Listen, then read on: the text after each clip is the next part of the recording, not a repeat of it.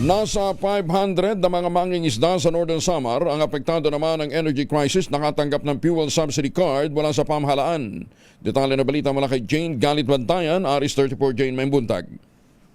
Tinatayang mahigit kumulang sa 500 na mga mangingisda mula dito sa lalawigan ng Northern Samar ang nakatanggap ng kanilang fuel subsidy card sa inulunsad na distribution o pamamahagi nito.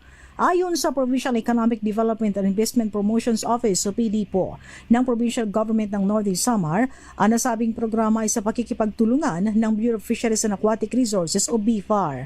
Ang nasabing bilang ng mga nakatanggap ay sa isinagawang pamamahagi ito mula April 6 hanggang 15 taong kasalukuyan sa iba't ibang bayan ng lalawigan ng Northern Samar. Sinimula ng pamamahagi nitong mga fuel subsidy cards sa Kapitulyo na dinaluhan ng mga benepisyaryo mula sa mga bayan ng Bubon, Catarman at bayan ng Mondragon.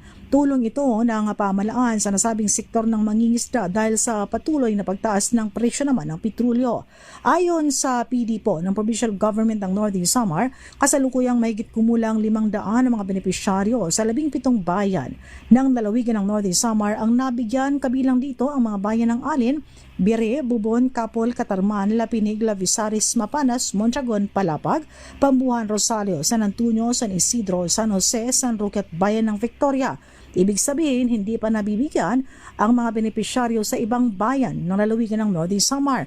Ngunit tiniyak naman ang Provincial Government ng Northern Samar na patuloy pa rin ang pagpapatupad nito upang makatanggap ang lahat ng mga benepisyaryo ng nasabing fuel subsidy card.